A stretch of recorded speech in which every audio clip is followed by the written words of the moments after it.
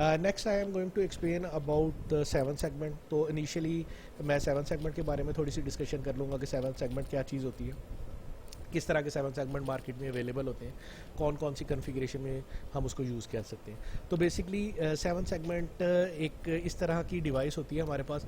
इसमें ये जो A B C D E F G और ये डी पी लोकेशन बनाई हुई है, ये बेसिकली एलईडीज़ है।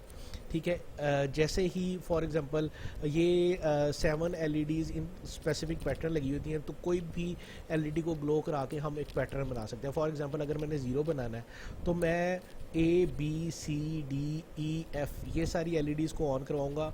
इट मीन्स कि जी के अलावा सारी एलईडीज़ ऑन होंगी तो ये ज़ीरो का पैटर्न बन जाएगा। अगर मैंने 1 बनाना होगा तो बी और C and so for so on. तो आई होप ये हम काफ़ी सारे प्रीवियस सब्जेक्ट्स में जैसे डीएलडी वगैरह है उसमें भी इसके बारे में पढ़ चुके हैं, तो इसकी डिटेल में मैं ज़्यादा फर्दर नहीं जा रहा। एनी हाउ थोड़ा सा आगे चलते हैं। बेसिकली हमारे पास दो तरह के 7 सेगमेंट्स अवेलेबल होते हैं। One is known as common anode and other one is known as common cathode.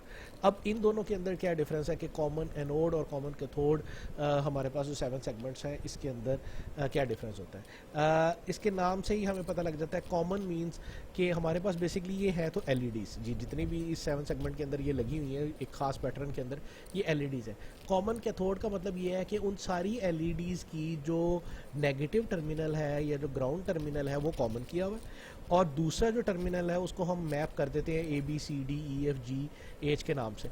तो जिस भी पिन के दूसरे, मतलब अगर ए पे मैं सिग्नल दूंगा तो ए वाली एलईडी ऑन हो जाएगी, बी पे सिग्नल दूंगा 1 का तो वो एलईडी ऑन हो जाएगी। तो कॉमन कैथोड का मतलब है कि इन सारी एलईडीज़ की जो नेगेटिव टर्मिनल है उसको कॉमन किया हुआ है। तो to glow that specific 7 segment आपको जो उसकी कॉमन वाली पिन है उस पर ग्राउंड का सिग्नल देना पड़ेगा, और जो बाकी उसकी ए बी सी डी वाली पिन्स हैं उनके ऊपर रिस्पेक्टिवली 1 का सिग्नल देंगे तो ये ऑन होगा। तो ये बेसिकली कॉमन कैथोड आपके पास कॉन्फ़िगरेशन होगी या कॉमन कैथोड 7 सेगमेंट होगा।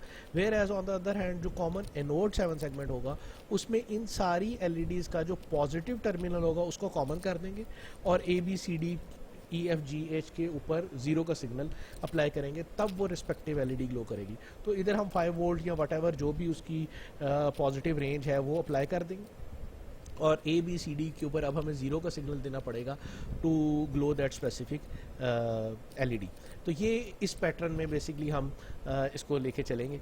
यही दो हमारे पास अवेलेबल ऑप्शंस होती हैं, कॉमन कैथोड है एंड कॉमन एनोड। देन हमारे अगेन लैबलेयर जो हमारी लैब के अंदर रिसोर्सेज है, जो हमारे पास लैब के अंदर हार्डवेयर रिसोर्सेज है, उसके अंदर जो स्पेसिफिकली पिन कॉन्फ़िगरेशन यूज़ की गई है यहाँ पे मैं वो भी एक्सप्लेन कर देता हूँ।